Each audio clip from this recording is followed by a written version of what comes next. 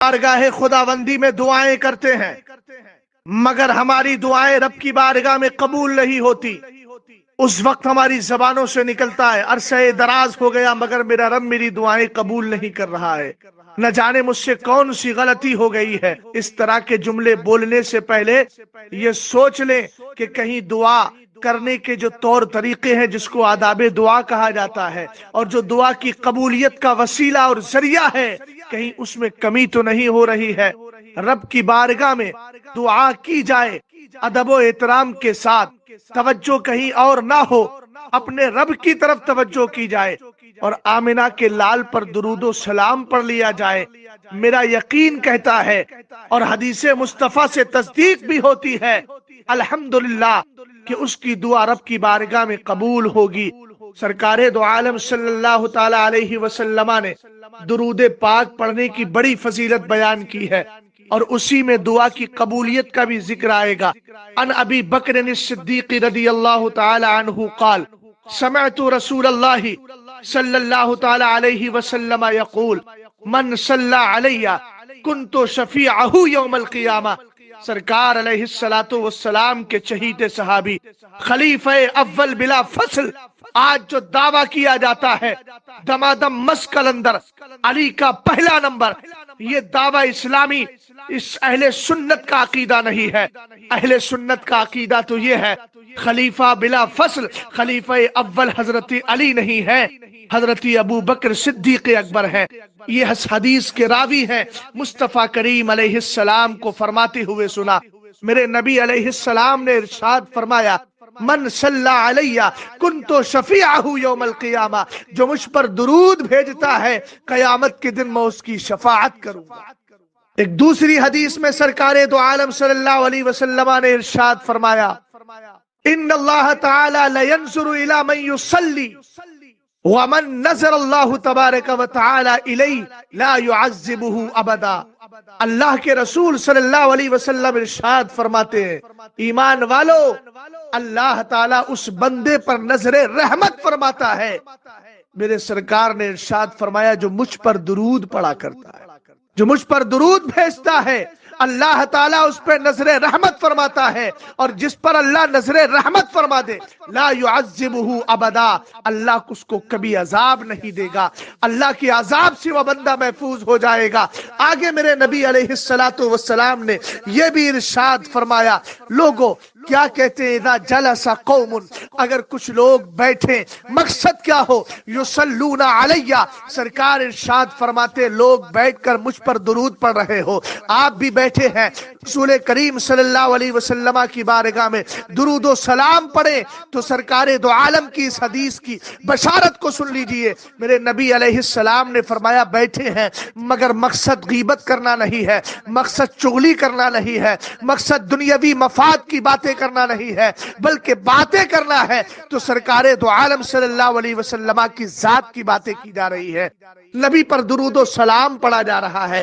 سرکار علیہ السلام فرماتے ہیں حفت بہم الملائکہ من لدن اقدامہم الی عنان السماء، لوگو تم زمین پر بیٹھ کر آمنہ کے لال پر درود بھیجتے ہو، ادھر فرشتے رحمت کے آ کر تمہیں گھیر لیتے ہیں، ایک دو چار نہیں، 5 20 نہیں، اللہ کے رسول نے ارشاد فرمایا من لدن اقدامہم الی عنان السماء، تمہارے قدموں سے لے کر آسمان تک فرشتے ہی فرشتے ہوتے ہیں، اور تمہاری زبان سے جو درود نکلتا ہے یہ پاکیزہ کلمہ ہے جو اللہ کی بارگاہ تک پہنچتا ہے۔ قرآن نے کہا اللہ رب العزت کی بارگاہ تک یہ تمہارے پاکیزہ کلمے پہنچا کرتے ہیں، جس کا ترجمہ میں نے کر دیا۔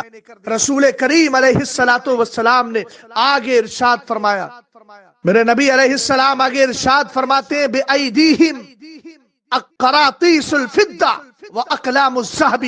وہ فرشتے جو آتے ہیں نا رحمت کے، ان کے ہاتھوں میں چاندی کے کاغذ ہوتے ہیں اور سونے کے قلم ہوتے ہیں، یکتبون الصلاۃ علی النبی صلی اللہ تعالی علیہ وسلم، اور جو بھی میرے نبی پر درود پڑھا جا رہا ہے اسی چاندی کے کاغذ میں سونے کے قلم سے تحریر کر لیا کرتے ہیں۔ آگے میرے نبی علیہ السلام ارشاد فرماتے لوگو جب سرکار دو عالم صلی اللہ تعالی علیہ وسلم پر درود پڑھا جاتا ہے تو ایک کمال اور ہوتا ہے، فرشتے کہتے ہیں زیدو زیدو، اور پڑھو، زادکم اللہ، ادھر تم اور پڑھو گے اللہ تمہیں مزید شرف عطا فرمائے گا، تمہارے ثواب میں اضافہ کر دے گا، تمہارے ثواب میں بڑھوتری ہو جائے گی۔ آگے میرے نبی علیہ السلام نے فرمایا، ایک بات سن لیجئے، اللہ کے رسول نے ایک حدیث میں یہ بھی ارشاد فرمایا ہے، جعلتک ذکرا من ذکری، میرے محبوب میں نے تیرے ذکر کو اپنا ذکر بنا دیا ہے، جہاں تیرا ذکر ہوگا تجھے یاد کیا جائے گا تو حقیقت میں خدا کو یاد کیا جا رہا ہے۔ اب یہ بات سمجھ میں آ گئی تو سنیں، سرکار دو عالم پر درود پڑھنا یہ ذکر الہی ہے۔ حدیث میں سرکار نے ارشاد فرمایا، فَإِذَا اسْتَفْتَحُوا الذِّكْرَ، جب لوگ ذکر کا آغاز کرتے ہیں، درود مصطفیٰ کا آغاز کر رہے ہو یا قرآن پاک کی تلاوت کر رہے ہو، یہ ساری چیزیں اس میں شامل ہو جائیں گی، درود بھی شامل ہو جائے گا، مگر عنوان چونکہ درود ہے میں اسی کے متعلق عرض کر رہا ہوں۔ فَإِذَا اسْتَفْتَحُوا الذِّكْرَ، اگر لوگ ذکر کا آغاز کرتے ہیں، فُتِحَتْ لَهُمْ أَبْوَابُ السَّمَاءِ، تو ان کے لیے آسمان کے دروازے کھول دیے جاتے ہیں۔ کب تک کھلے رہتے ہیں؟ اس کے علاوہ کیا ہوتا ہے اس کو بھی سنیں، وَاسْتُجِيبَ لَهُمُ الدُّعَاء، آمدم برسرے مطلب تو سب تھا، مگر استدلال اور دلیل میں جس کی پیش کرنا چاہ رہا تھا، درود مصطفیٰ کی برکت سے دعائیں قبول ہوتی ہیں۔ سرکار نے فرمایا وَاسْتُجِيبَ لَهُمُ الدُّعَاء، جو لوگ آمنہ کے لال پر درود پڑھا کرتے ہیں، جو مجھ پر درود بھیجتے ہیں، رب کی بارگاہ میں ان کی دعاؤں کو قبولیت کا پروانہ مل جایا کرتا ہے، ان کی دعائیں قبول ہو جایا کرتی ہیں۔ وَأَقْبَلَ اللَّهُ عَزَّ وَجَلَّ عَلَيْهِمْ بِوَجْهِ، اور فرمایا اللہ تعالیٰ ان کی طرف اپنا روح رحمت فرماتا ہے، اللہ رحمت کے ساتھ ان کی طرف نظر کرم فرماتا ہے، توجہ فرماتا ہے۔ کب تک؟ ما لم یخوضوا فی حدیث غیری، جب تک کہ درود پاک کو چھوڑ کر کسی دوسرے کام میں نہ لگ جائے، وَيَفْتَرِقُوا، اور محفل درود سے ہٹ نہ جائیں، فَإِذَا تَفَرَّقُوا، جب لوگ درود کی محفل سے ہٹ جاتے ہیں، انصرف الکتبہ، یہ درود لکھنے کے لیے جو رحمت کے فرشتے آئے تھے نا، اب یہ بھی چلے جاتے ہیں۔ اب آپ سوال کریں گے کہاں جاتے ہیں؟ حدیث میں سرکار علیہ السلام نے فرمایا یلتمسون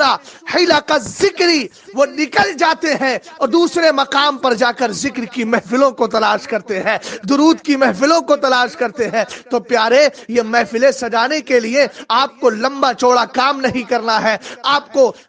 بڑا پنڈال نہیں لگانا ہے، اسٹیج کی ضرورت نہیں ہے، بس مصلی بچھا کے بیٹھ جائیے، آمنہ کے لال کی طرف لو لگائیے، مصطفیٰ کریم علیہ السلام کو یاد کیجئے، گنبد خضرا کو اپنے سامنے تصور کیجئے اور پڑھتے جائیے، میں سو جاؤں یا مصطفیٰ کہتے کہتے، کھلے آنکھ صلی اللہ کہتے کہتے، اس طریقے سے زندگی گزرے گی تو اعلیٰ حضرت امام اہل سنت کے فضل و کرم سے بے فضل ہی تعالی ان کے مسلک پر چلتے ہوئے جب زندگی گزاریں گے اور درود و سلام کو اپنا معمول زندگی بنائیں گے تو قبر میں مصطفیٰ کا چہرہ ملے گا، حبیب مصطفیٰ صلی اللہ تعالی علیہ وسلم تشریف لائیں گے، سرکار کے چہرے کو دیکھ کر ہماری قبروں میں جو نورانیت پیدا ہوگی تو اعلیٰ حضرت کا یہی عقیدہ اور نظریہ یاد آئے گا، قبر میں لہرائیں گے تا حشر چشمے نور کے، جلوہ فرما ہوگی جب طلعت رسول